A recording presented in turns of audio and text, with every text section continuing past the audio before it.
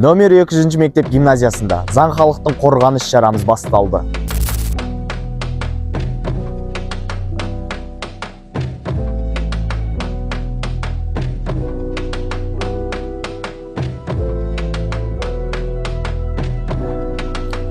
Ал біздің енді келесі бөлім сұхбат.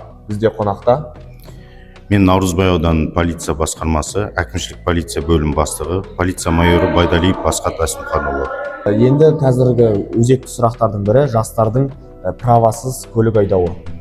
Иә, дұрыс айтасыз, қазіргі кезде ондай негіз бар, ондай сіз айтқан орын алған балалар, жас балалар әкесінің, шешесінің көлігін айдап кетіп, ұрлап кетіп, айдап кетіп жатыр. 127-ші бап бар әкімшілік кодекстің. Ол 127-ші бап бойынша жаңағы баланың әке-шешесіне айыппұл салынады.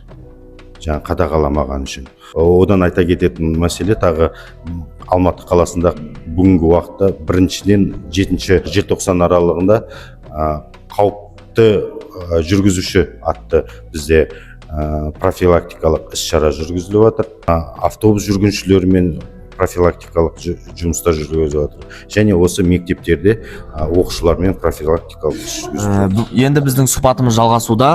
Бізде бүгін қонақта Алматы қаласы полиция департаменті киберқылмысқа қарсы іс-қимыл басқармасының жедел уәкілі аға лейтенанты Расылхан Батырхан. Енді біз жастарда өзекті болып жатқан сұрақтарды қойып жіберсек, жастарға өмірде дұрыс жолды таңдауға берілетін ең маңызды 3 кеңес қандай? Ең маңызды 3 кеңес: ешқашан оңай ақшаға қызықпаңыздар. Өмірдегі жетістіктердің бәрі еңбекпен, шыдамдылықпен келеді.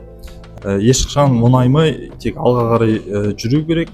3-ші кеңес: әр нәрсені, әр қимылды, әр іс-әрекетті ақылмен, ойланып, парасатпен жасау. Және де дропер болудың заңдылық жауапкершілігі қандай? Заңдылық жауапкершілігі Қазақстан Республикасы қылмыстық кодексінің 232-ші бабы бойынша 3 жылға дейін бас бостандығынан айырылуы мүмкін. Және де дроповод болса, яғни дропердің кураторы болса, ол 7 жылға дейін бас бостандығынан айырылуы мүмкін. Жақсы, рахмет аға.